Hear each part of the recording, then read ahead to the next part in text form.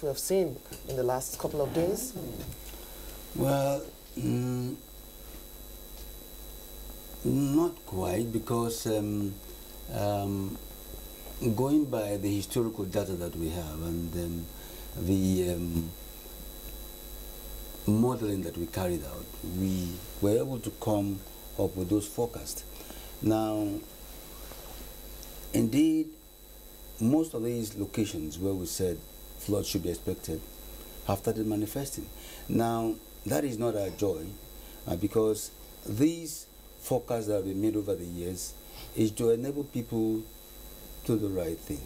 But year after year, they remain the same, and so nothing has changed. But in the case of Lagos State, it's important to note that there is this wind that they call monsoon wind, which blows around, say, from the mid of June to September, October.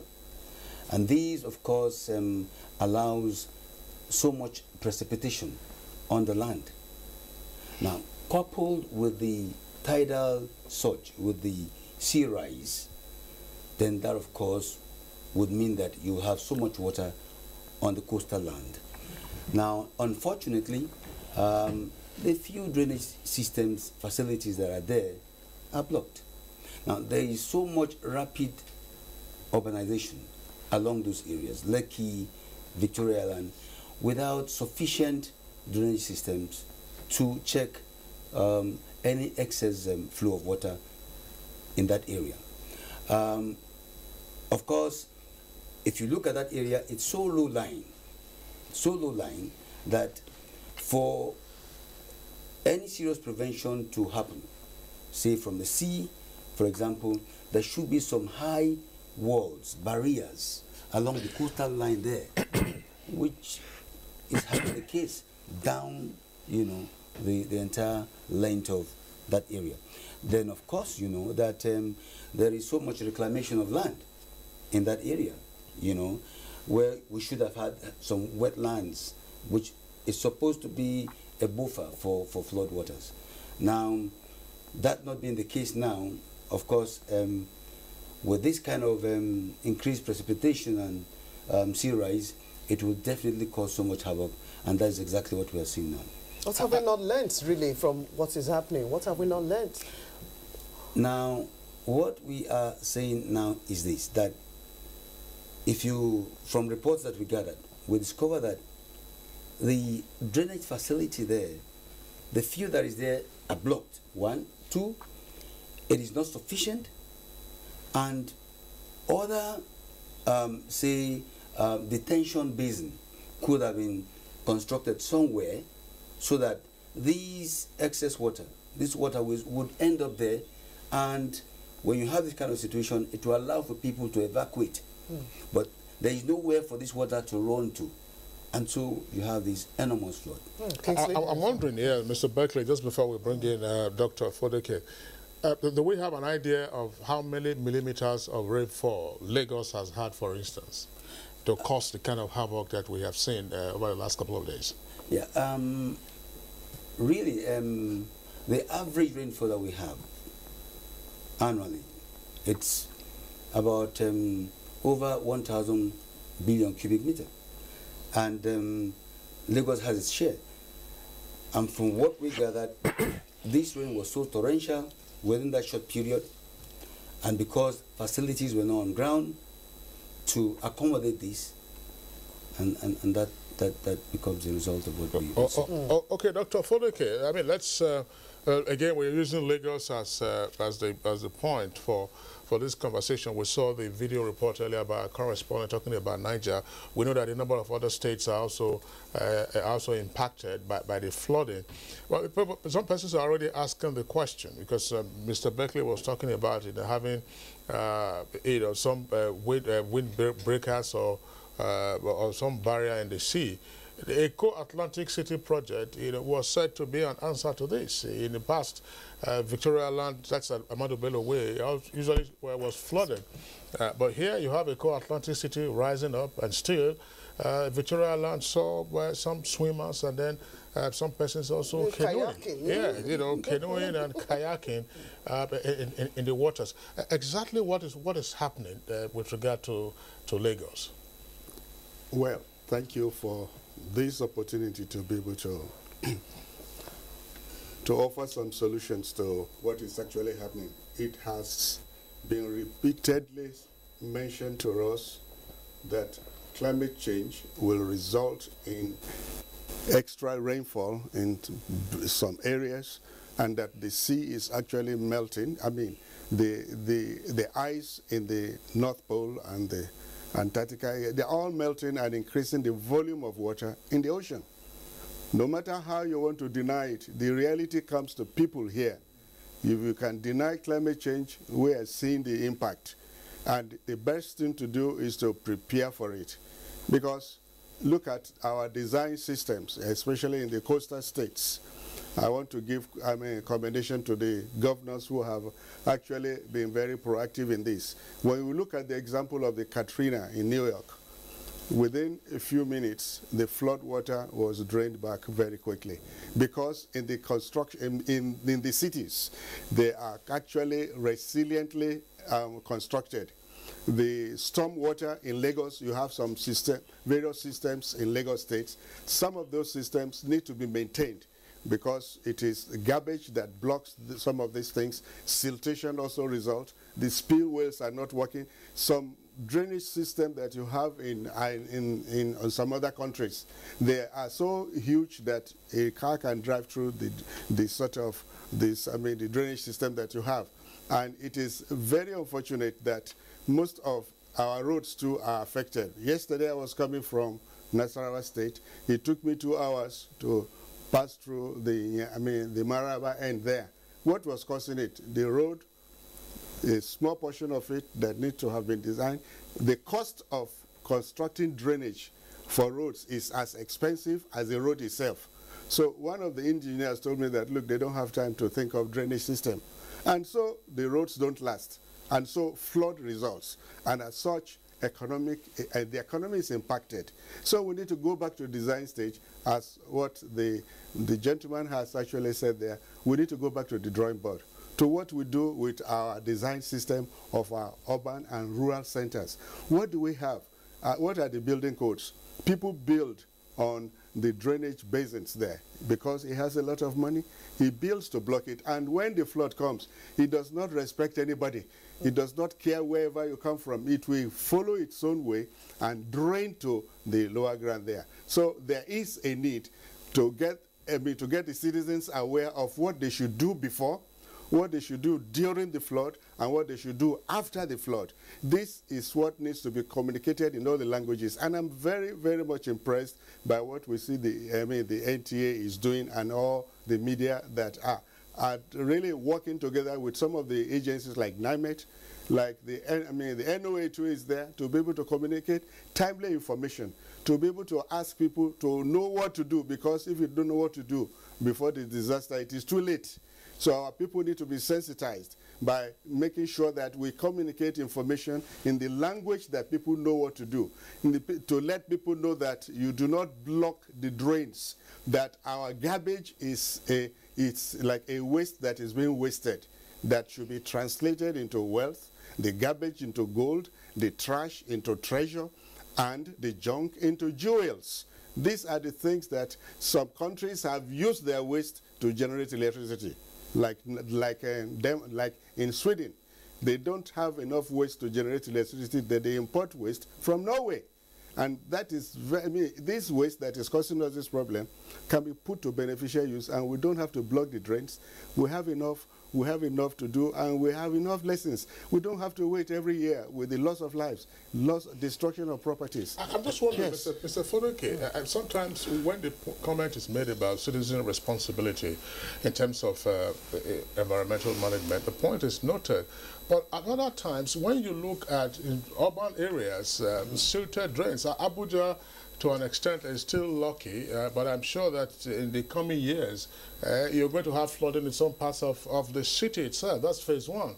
Because already, I mean, some of the storm pipes as well as manholes are getting silted up and blocked. Why does it seem challenging? We cry that there are no jobs for people, and yet appropriate government agencies don't go about desilting these drains. Even when they try to desilt, the silt is left by the roadside and rain comes and washes it back again. Why can't we create a mechanism of efficient and effective desilting of our drains? I believe that what you have just said now is actually triggering what should lead to the decision makers having a synergy of the various institutions like NEMA and the hydrological section, NIMET, all these institutions, and under the aspect of environment, the Minister of Environment, bringing together such a synergy to realize the fact that, just as I've mentioned, to construct drainages for the roads is as expensive as the road itself. But that will create jobs, that will be able to save lives, that will be able to save our properties.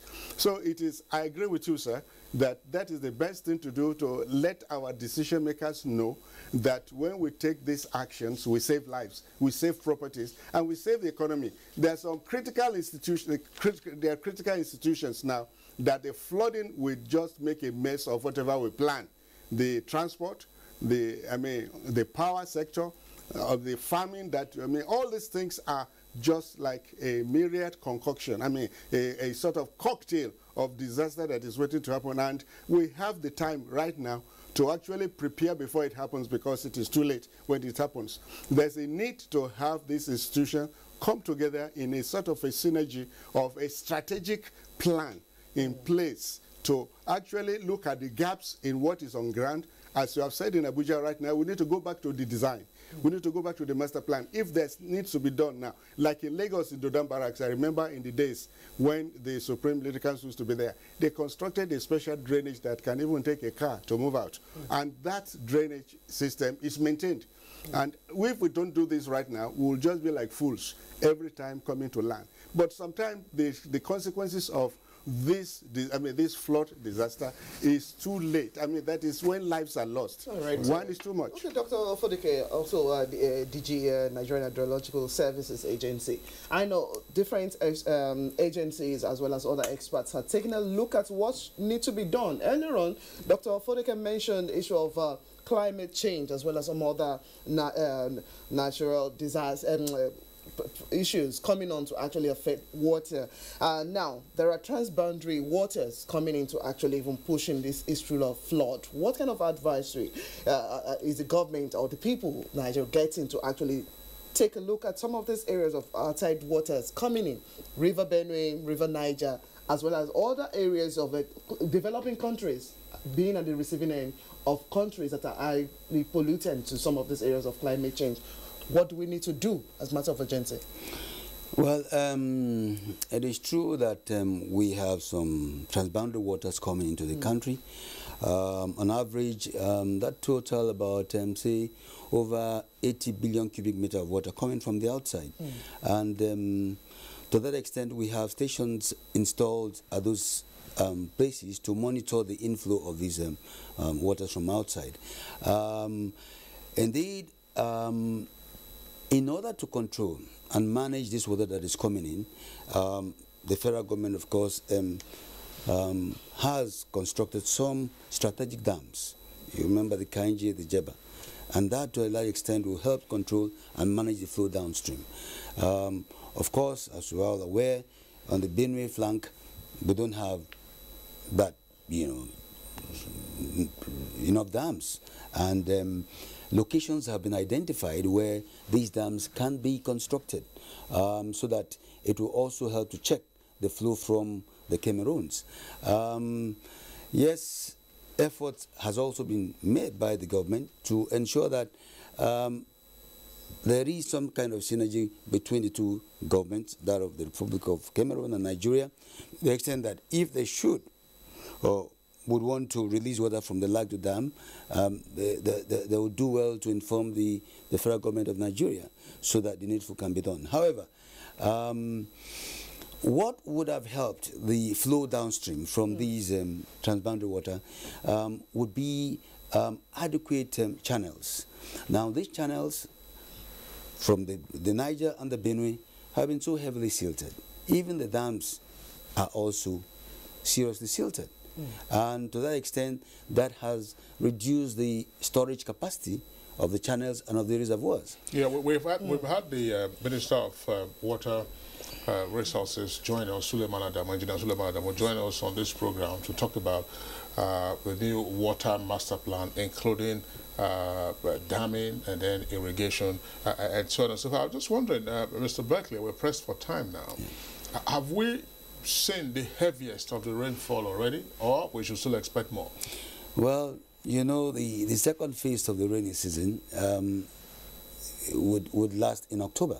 So we are still expecting more rains. There's no doubt about that. All right. Now, Dr. Fodeke, more rains to come. 2012, of course, we saw the disaster that occurred with Kogi being, as it were, the epicenter plus other locations. If more rains are coming, what should be the proactive measures by these other places that have not been impacted and by those that have already been impacted? Thank you very much, sir. 2012 was a year that UNDP carried out a program to sensitize the coastal states. I was facilitating that coastal states sensitization on the sea level rise. When I was coming, I could not fly that day, so I had to come by road. When I reached Lokoja, what I went to talk about in theory faced me practically. It cost me about 15 hours to move from Lokoja to Abuja. So I just thank God. I say, yeah, this is a practical lesson. What we went to talk about, that there will be flooding. And just as I have mentioned, we know that this is going to be imminent. First of all, we need to, what NIMET is doing is very good. Having a timely satellite information. Like United States, they give names to various tsunamis that we have and give them various names. I think NIMET is moving closer to that in having information that can assure us and prepare us for when when we should prepare for emergency.